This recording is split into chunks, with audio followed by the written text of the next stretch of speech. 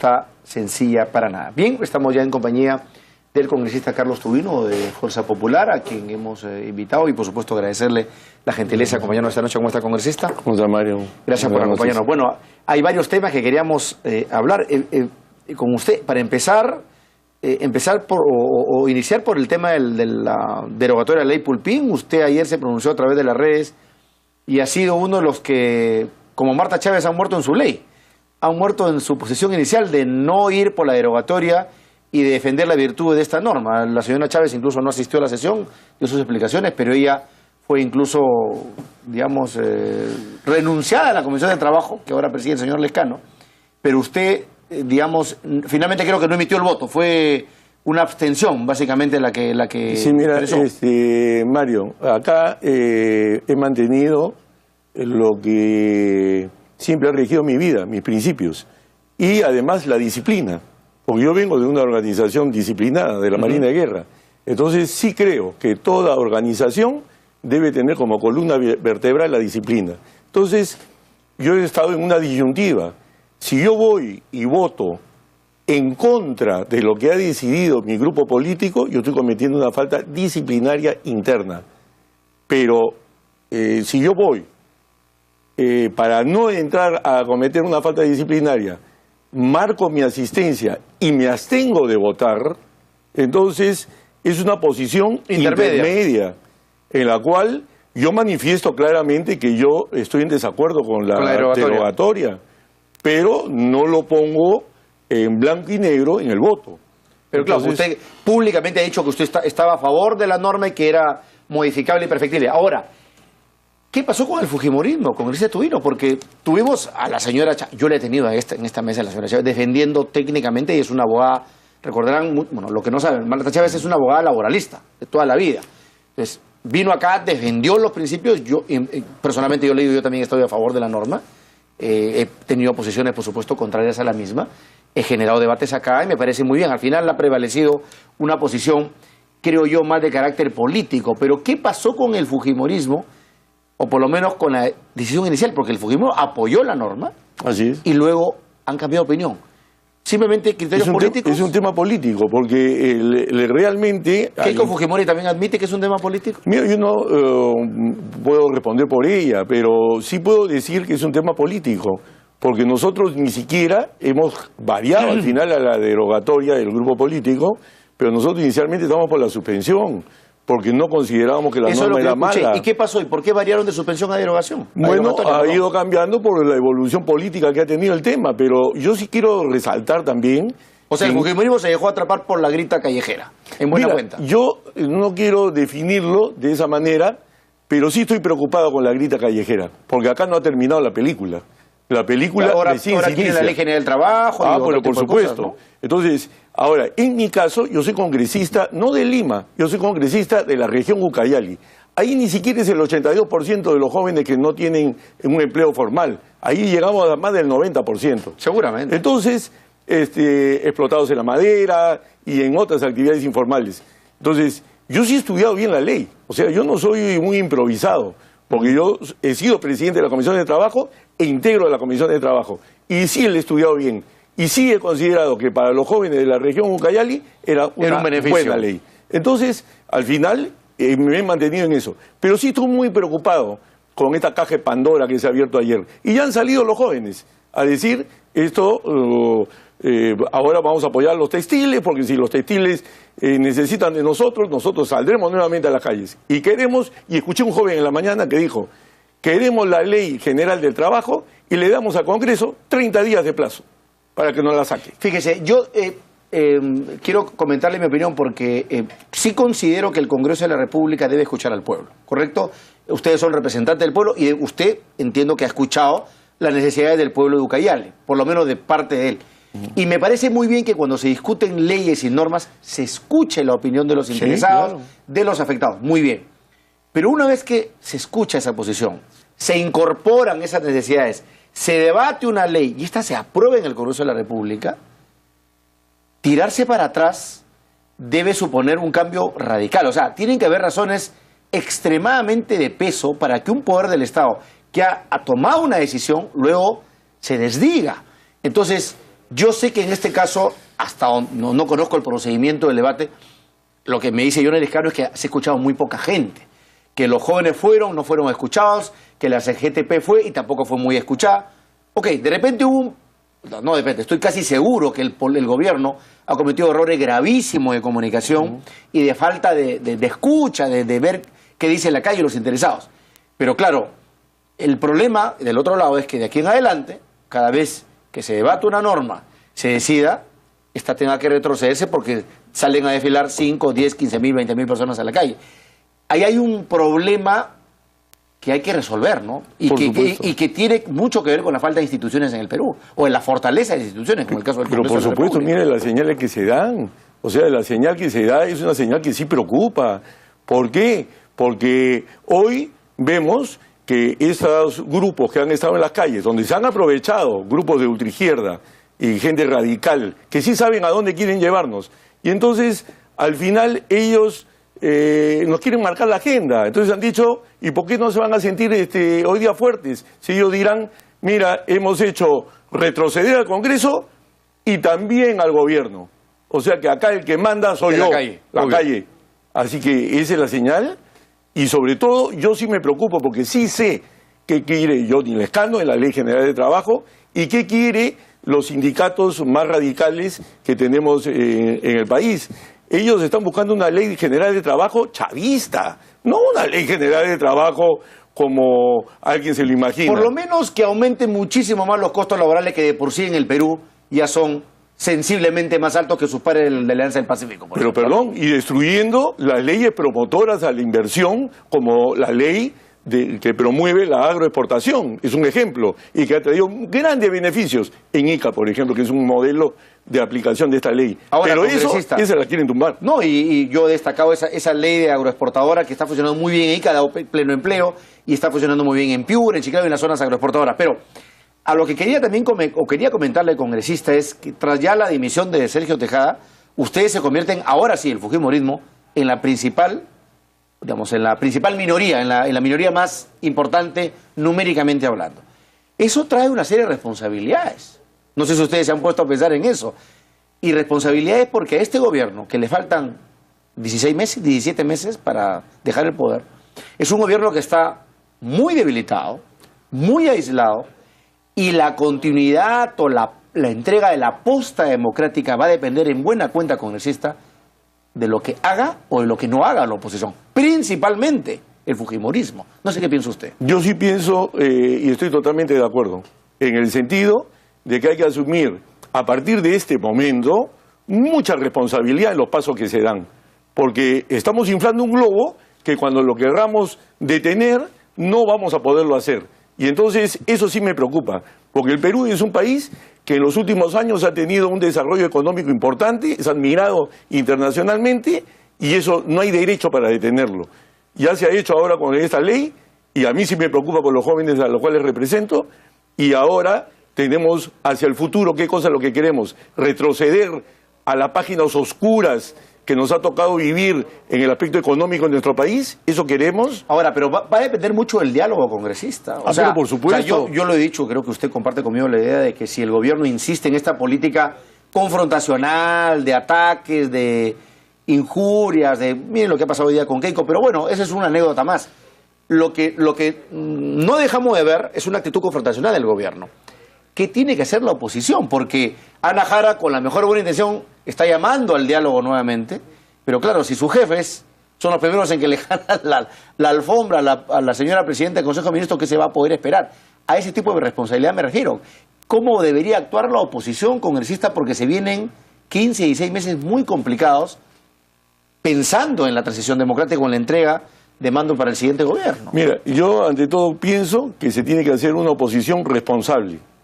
Y esa palabra responsable encierra todo lo que se ha escuchado en los últimos pronunciamientos públicos que se han hecho de distinguidas personalidades, de que acá hay que erradicar de la política peruana el insulto, acá hay que erradicar el populismo y sobre todo la demagogia y a encararnos hacia el proceso electoral del año 2016 en una forma que se pueda hacer una transición bien hecha y que el Perú y los peruanos no tienen por qué retroceder en lo que nos ha costado muchísimo sangre y sudor y lágrimas alcanzar en el Perú. Eso hay que recordarlo siempre. El Perú no es Venezuela. El proceso político peruano es dramático y no es para volver atrás. Congresista Tubino, y hablando de retrocesos y hablando de cosas graves, quiero hablar con usted sobre el tema del sistema de inteligencia a propósito de la presentación de mañana de la señora Jara, justamente de la Comisión Permanente, de la denuncia de seguimiento de interceptación telefónica. ¿Qué es lo que usted observa? ¿Usted le cree al presidente de la República, le cree a la DINI, le cree a Urresti cuando dice que no tienen nada que ver con esa labor de seguimiento? Sí, mira, yo lo primero que quiero decir es para que la ciudadanía conozca y tenga claro el tema, que en el Congreso de la República hay una sola comisión que tiene como fin principal hacer una fiscalización adecuada para evitar de que los servicios de inteligencia que tiene el país hagan actividades que no estén encaradas en el control del frente interno peruano y el frente externo.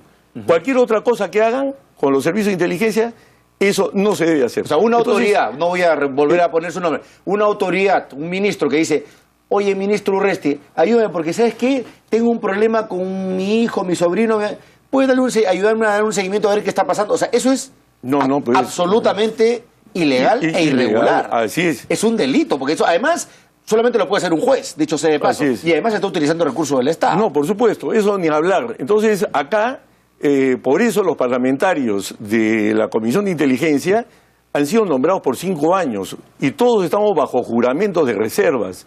Entonces, a mí sí me preocupa escucharlo al congresista Wong hoy día, que es presidente de la Comisión de Fiscalización, decir que ellos también van a investigar.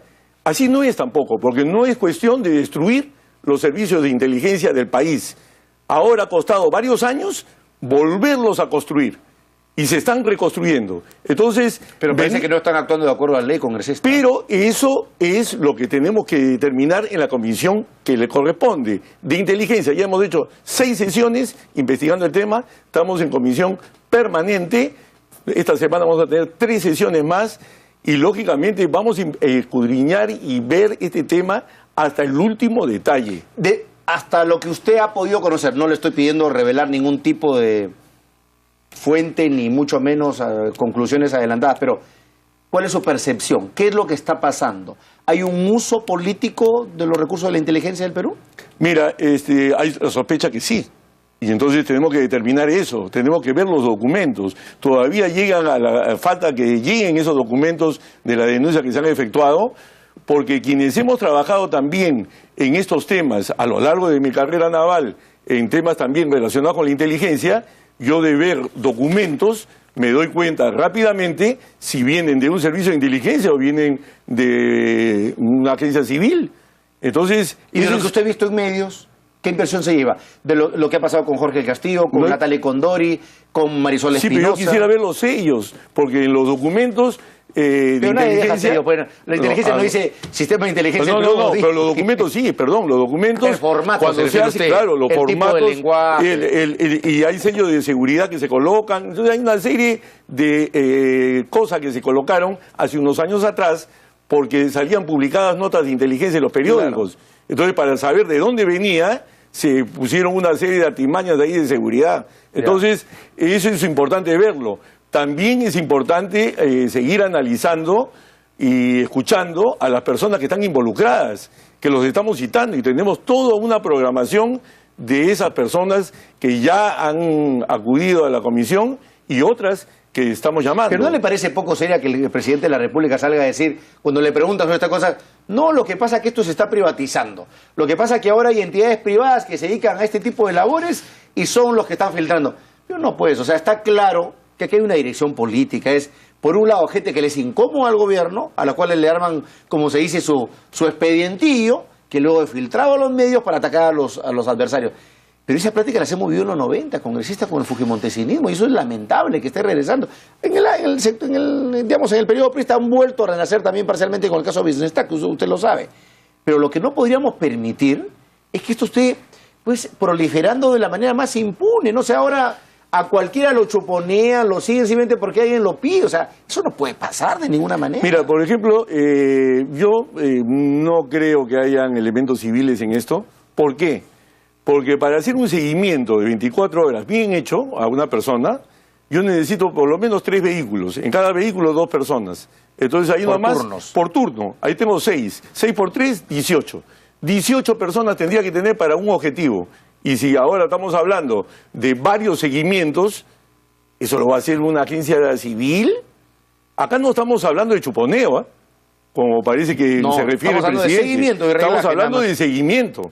Y esos seguimientos se necesitan en medios, como he dicho, por lo menos unos 3 vehículos y además se necesita el personal. Cuando a ustedes se les justificó el aumento del presupuesto de la DINI, que Sí. era un tema que se debatió, recuerda, cuando Fernando Sí, Rospigliosi claro. sacó la denuncia, ¿se llegó a justificar? Mira, eso casualmente nosotros lo estamos fiscalizando. Yo tengo acá todos los datos. Y en el 2011 este gobierno recibió el presupuesto, tenía el presupuesto de la DINE 43 millones.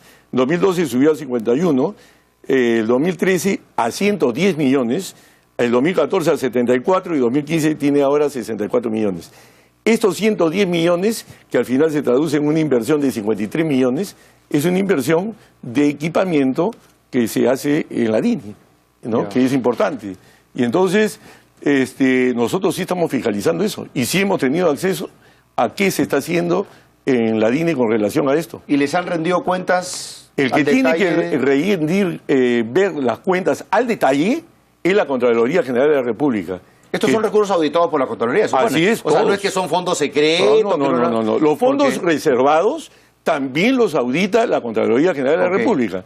Entonces, ahí en supervisar o en fiscalizar a los organismos de inteligencia tenemos 2 organismos. La Comisión de Inteligencia del Congreso y también la Contraloría General de la República.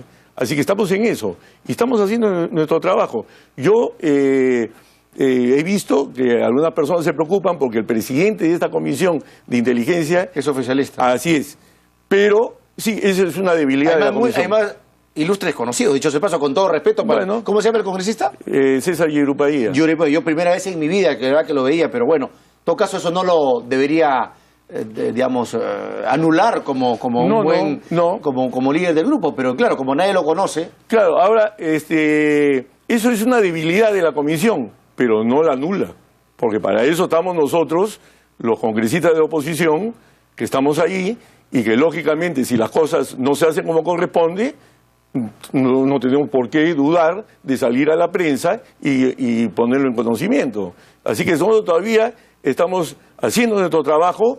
Si no estamos de acuerdo en el informe final que se coloque, haremos nuestro informe en minoría y las cosas que se pueden poner a conocimiento de la opinión pública, que está lógicamente preocupada con este tema, lo pondremos en conocimiento de la opinión pública. Para cerrar, congresista, ¿usted considera que la DINI o el sistema de inteligencia del Perú en general, porque hay varios sistemas de inteligencia, hay direcciones Sí, claro. en varias, cada una de las Fuerzas Armadas, requerirían de una reforma? ¿Requerirían ser reorientadas, reestructuradas o fortalecidas, si usted quiere? Yo en este momento creo que no, porque ya sí se están fortaleciendo los servicios de inteligencia, han pasado por toda una etapa de reestructuración y yo no creo que vaya por ahí el tema. El hecho de que el presidente de la República haya nombrado gente de su promoción, Bueno, hay gente de ¿eso confianza. no desacredita la labor? Mira, lo que pasa es que el jefe del servicio de inteligencia es una persona de extrema confianza del presidente de la República. Es una persona que despacha casi todos los días con él, y si no es todos los días.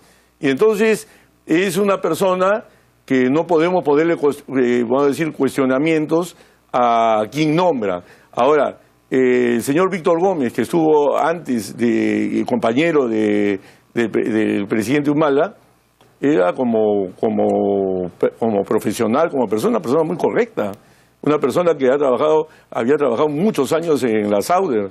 Y entonces, no estamos hablando... Vienen muchos del sector proseguridad minera, ¿no? O sea, Sí, muchos son sí, pero tienen militares muchos retirados que años han dedicado su trabajando labor a eso. en los temas, vamos a decir, de civiles. No son militares que han venido de un cuartel y se han sentado en la DINI. Son personas que vienen con experiencia civil. Entonces yo no lo cuestiono, ¿no? Entonces, en ese sentido, como personas, como profesionales, yo lo que sí tengo que decir es de que nosotros vamos a cumplir con nuestro trabajo. Y la ciudadanía debe tener la tranquilidad en ese sentido. Y también le invocaría al congresista Wong, que preside la Comisión de Fiscalización, que en este tema hay que actuar con muchísima serenidad y responsabilidad. Que aguante el figuretismo, diríamos. Por supuesto, bueno, no hay que estar buscando cómo salir en estos temas, porque los temas de inteligencia tenemos que tratarlo como corresponde, como lo hace cualquier país democrático, en forma reservada en la comisión que corresponde en el Congreso. Gracias, congresista Carlos Tubino, por estar esta noche con nosotros. Ojalá que mañana la sesión con Ana Jara sea realmente productiva en ese sentido. Muy amable por acompañarnos en esta noche. Nos vamos a la pausa y regresamos con más información.